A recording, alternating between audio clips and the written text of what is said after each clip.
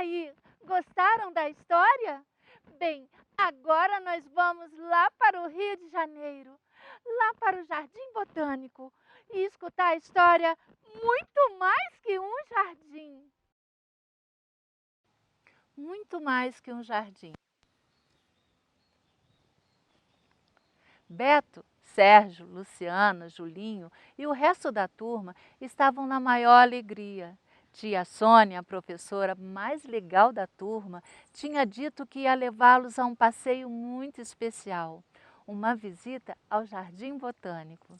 O Jardim Botânico do Rio de Janeiro é muito mais que um jardim. Além de ser um lugar super bonito, é cheio de lindas histórias. Lá é possível encontrar pessoas estudando e pesquisando para ajudar a preservar a natureza, a nossa vida. Assim que chegaram ao jardim, tia Sônia perguntou: quem é que se lembra do que aprendemos sobre a importância das plantas? Ah, elas servem para a gente poder respirar, disse Carolina. É verdade, aprovou a professora. As plantas realizam o processo da fotossíntese, liberando oxigênio e ainda são uma parte importante da nossa alimentação. Enquanto caminhavam, tia Sônia começou a explicar. As florestas e as áreas verdes, como esse jardim, são essenciais à vida. E quando eu ouço falar da devastação da Amazônia, fico muito preocupada. Sem as florestas, o mundo se transformaria em um grande deserto, onde a vida seria quase impossível.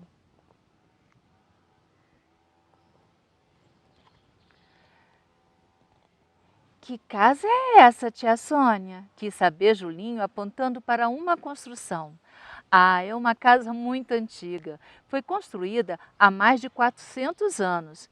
Isso aqui já foi uma fazenda enorme, chamada Engenho Nossa Senhora da Conceição da Lagoa. Puxa vida, admirou-se Beto, 400 anos.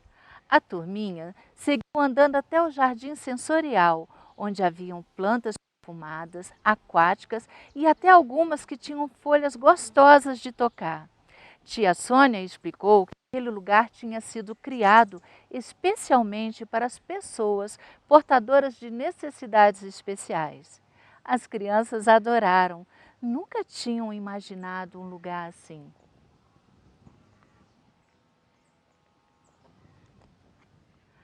Perto dali, a professora mostrou uma planta especial, o pau-brasil, a árvore que deu nome ao nosso país. Serginho logo falou: eu nunca tinha visto uma. Se foi dela que veio o nome do Brasil, não deveria haver muitas? Infelizmente, hoje em dia, restam pouquíssimas árvores dessa espécie, explicou a professora.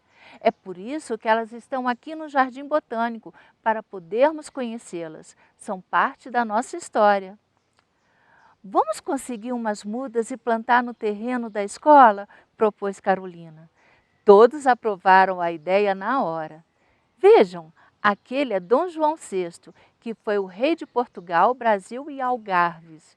Falou tia Sônia, apontando para um busto que havia adiante. Foi ele que fundou o Jardim Botânico no ano de 1808. Naquela época, ele ainda não era rei, e sim príncipe regente.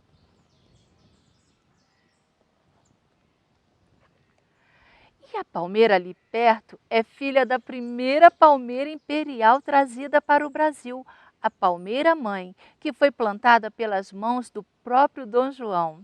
Não é linda? Continua a professora.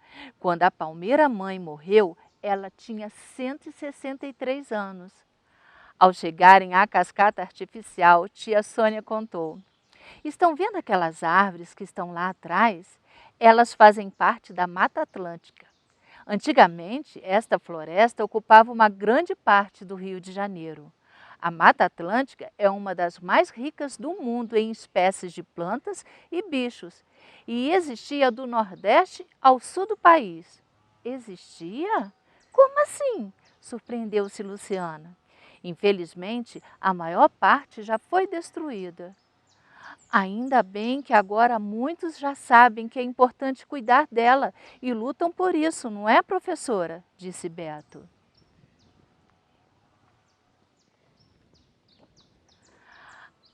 A turma caminhou até o Memorial Mestre Valentim, onde conheceram estátuas criadas pelo artista que deu nome ao lugar. Duas delas representavam Eco e Narciso, personagens da mitologia grega. Mito o quê? Perguntou Carol. Mitologia é o conjunto das histórias fantásticas criadas para contar coisas diferentes e interessantes da natureza e do ser humano.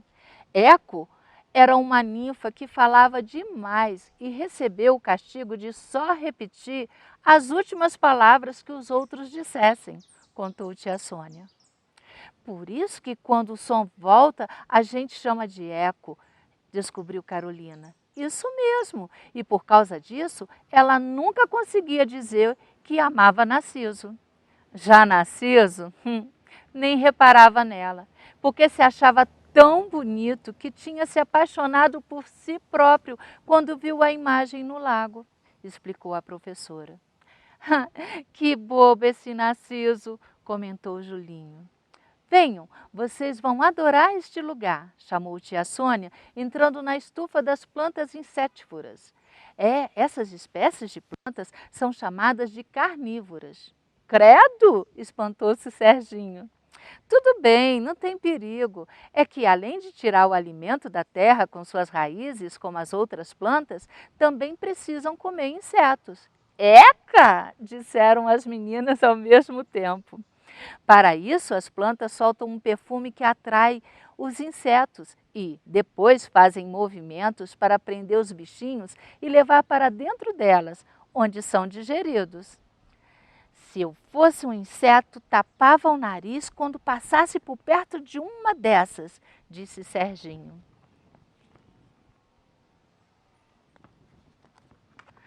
Continuando o passeio, chegaram a um lago maravilhoso, cheio de vitórias régias, que são plantas aquáticas da Amazônia e dão uma linda flor rosada. Tia Sônia disse, este é o Lago Frei Leandro.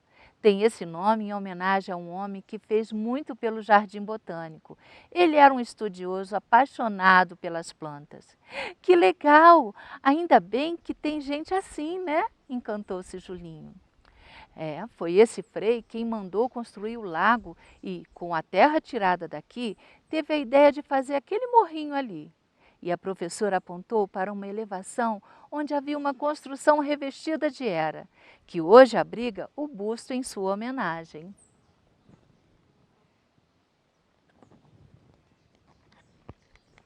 Depois de passar por muitas árvores e plantas diferentes, Beto perguntou: por que o nome delas é complicado?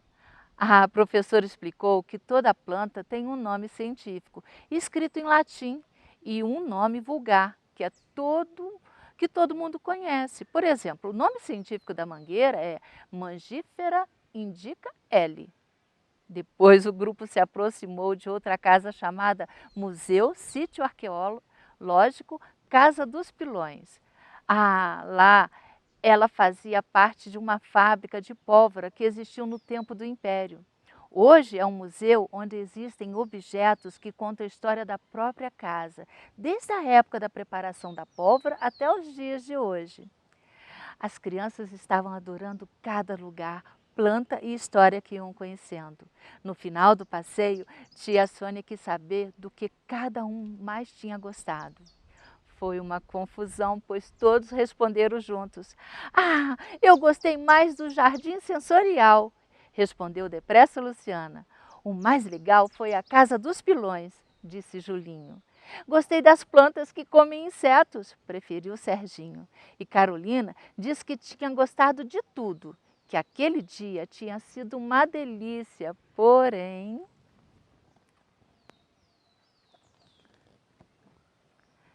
Tia Sônia percebeu que Carolina estava pensativa e quis saber o motivo.